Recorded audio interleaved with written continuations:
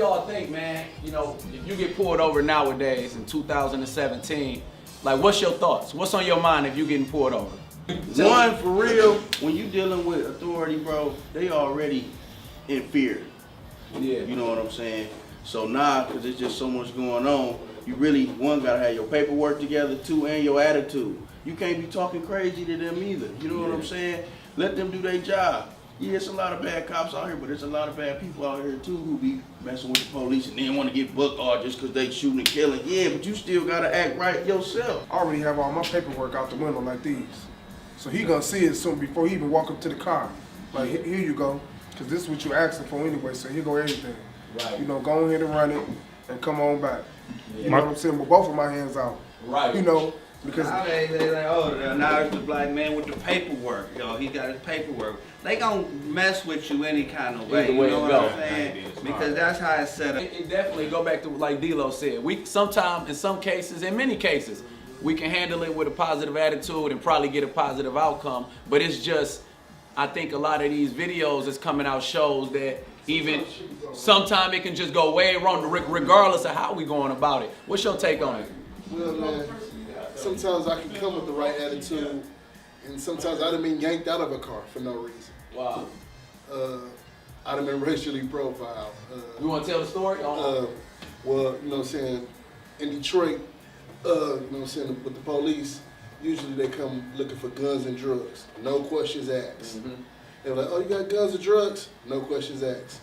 Yanking you out the car. You could be walking down the street, be two little kids, I just seen the other day, patting them down to jump out the car, patting you down. Ask no questions. Man. And that's the stuff they do. But you Now, if you come with the wrong attitude, it could go another wrong way. Right. But that's not their right to do that. Right. You know what I'm saying? But you know what? We talking about attitudes, but truthfully, and I think I like what you just said, it's not even your right even as a cop. You supposed to go by the book, right? So even if I got a good or bad attitude, that don't give me a right to be shot. Even if I had a wrong attitude, you should have to deal with it. Yeah. It's their job to deal with it, because I'm a taxpayer at the end of the day. Yeah. But you still wanna keep a positive attitude through the whole situation. No matter whether if it go bad or wrong, you always wanna keep a positive attitude. Always. Yeah, just for your sake. Just for your safety. Respect thing too. You Yeah, know absolutely. What I'm saying? You know, that cop not respecting you when he comes Right. up. You know, you can feel the vibe off of him when he's about to give you that ticket and he's talking to you. Yep. You know? Yep. I mean, it's a lot to it, man. What do we do to change the community, man? What do we do to make an impact and shift gears, man, and take the focus off drugs and violence? And, you know, what do we do, man, if anything? We start policing our own communities. Yeah. We start up these mentor groups, you know, Yeah. to help these young kids. It's a whole lot of things we can do as far as it can change the community. But everybody got to put their minds together and come together as one. You know, it'd be too many egos. Everybody gotta wanna be on the same accord. We gotta build a system, like for real, like he said. We need to build a system from when they 1 year old to 25. Kids don't have nothing to do when they growing up. They trying to find their craft, or if they good at basketball, if they good at science, they good at math, you know what I'm saying? And a lot of kids' self-esteem in the black community be low. Right. You know what I'm saying? So they need help and mentors from the ground up. Like, you can't talk about nobody else selling drugs Until you got your until own. you got Yeah. you fix yourself. You know what I'm saying? So Absolutely. your family selling drugs around, but you want to talk about the little boy down the street doing it. You gotta fix your family first. Stop being biased. Fix them, and then you can handle the other stuff. Back to your point, you know, it used to be a day where police used to be of the city that they serving, you know. So you had to live in the city. Police should be able to live in their city, you know, to where their taxes should be low because they serve in the community. You know, if you live inside the city, then you have a greater appreciation for it. You know what I mean? You got a better appreciation for the citizens, and I think that's the disconnect too. I think now, because of social media and how cops are portrayed, cops got the attitude like, you know, it's us versus them. And the reason I say that, I walk downtown all the time. So we got an office downtown. They have cops all over, right? When I walk past a cop, they don't turn to look you in the eye. They don't say hi. I think cops are forgetting that you here to protect and serve. and I'm who you protecting and serving. You know what I mean? As a citizen. So when you see me, it should be no tension on your behalf. If anything, it can be tension on my behalf. You know, we the ones being targeted and threatened. So it should be tension on my behalf, maybe. But as you as a cop, I think they should all go out their way to say, hey, how you doing? Just to build a friendly rapport with us. I don't think they doing that. I think they want us to fear them. And I think on our side, we refuse to fear. You know, as black men, we refuse to fear anybody. You don't think that's a good idea? Why not? But then you start giving out passes, you know what I'm saying? It'd be more like I don't know. It'd be like a friendship, man. It's supposed to be a friendship, but not like a friendship like that. You know what I'm saying? Like say you pull somebody over, right? They got drugs on them and stuff. Oh well, he live around the corner from me. I know he a good person at heart. I'm gonna let him go. You know what I'm saying? I'm gonna take the drugs. I'm gonna let him go. I ain't gonna stop him from doing You gotta it. look at it like teachers, right? You got That's what I'm about. you got teachers that come in and they can just be mean. They're not looking to build no relationships with the student. Their only job is to teach, right? So you look at cops. That same approach is what we going through now. That don't work, you know, because we need a relationship in order for me to respect you. So then you look at a teacher that comes in and says that stays with you after school, a teacher that meets your parents, that you got a greater respect for them, right? So then in that way, when you come into their class, it's certain things in another teacher class that you might do that you won't do there because out of your respect in your relationship, right? So that's what I think Jeremy's saying in our community that we need with our cops. We need to gain a respect level. But the only thing I can say about that is, though, man, you know, they putting people behind bars for years, you know, in some circumstances. So once you find out where they stay at, it's gonna be, you know, scary on their behalf. They may not even want to be a cop no more. You know, getting paid $15 an hour, but everybody in the community know where you stay. So as soon as you lock you up, your cousin come and bust my windows out.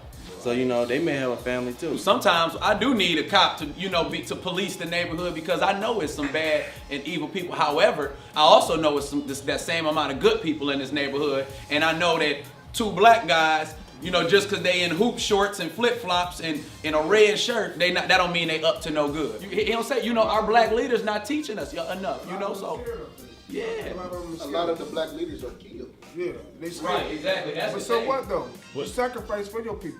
That's I'd what rather die telling the truth than hiding. ain't that what Kaepernick doing right How now? much money? That's I what don't care- Kaepernick doing. He I don't care how blackballed. much money He blackballed. You know, he getting blackballed, so they put you in a situation where it's like, damn, do I speak up? Because I'm about to be Did y'all blackballed. just see a statement he put out yesterday? He was saying that he said I'm done with this organization that y'all call the NFL.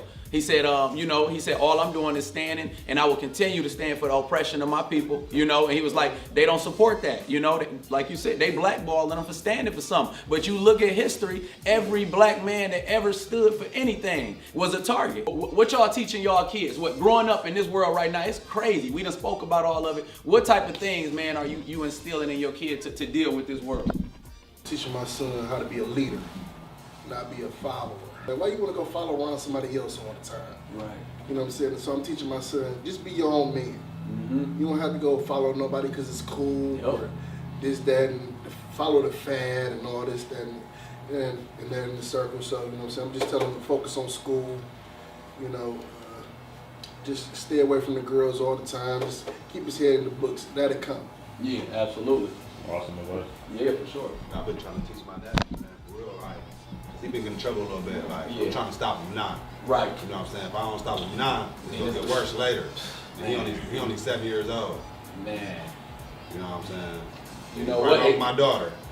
You know, that kids, they don't understand that, you know, and the reason being, because in school, they can deal with going on timeout. You know, they can deal with just getting suspended for a day or two. I get to stay home and play. They don't know that in the real world, that's a day or two in jail. That becomes a month in jail. That's a year in jail, you know, and that's different then. Trouble in the real world ain't like when you, so you got to stop it right then and there. My mama passed, I had to pick up the custody for my niece, my nephew. Oh, wow. You know what I'm saying? Yeah, I didn't know that. And I got my daughter too. A lot of people don't know until you tell them. You don't know my story until I talk to you. You feel?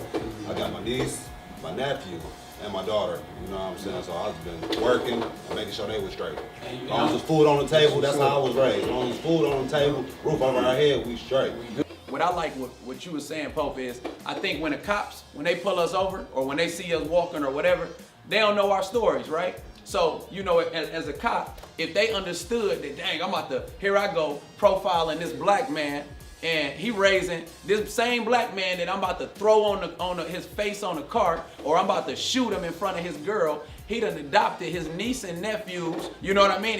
He also got a daughter because his mama passed. They don't understand that. You're not taking time to get to know me. You don't know my story. You don't know what I'm going through or why I'm even frustrated today, right? See, and that's what it is. That's type of stuff. And if I can say anything, like going back to our original point on speaking to a cop, is get to know us.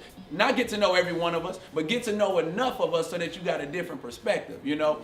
Yep. So at what point, you know, like I tell my son, you know, we all got a story, different things that happen to different people. At one point, do you stop using that as a crutch or an excuse? I just feel like a lot of them, they not sympathetic to anything that we got going on. I guess to put it in words is, you know, they don't know. All they know is they've heard a million stories about how we killers, drug dealers, gangbangers, right? They haven't heard enough stories about how I'm taking care of home. I'm you know, taking care of my mom. I'm taking care of. So what I'm saying is we wouldn't use it. No, he wouldn't use that. If he go out and he do dirt, he should go to jail. But at the same time, I'm not going. When I see him in the street, I'm not looking at him like he is a killer. I'm not looking at him like he a drug dealer. However, if he got drugs, oh yeah, I'm taking him to jail. I'm not stereotyping. Exactly, because now I got two different perspectives. You see what I'm saying? So that's all I'm saying.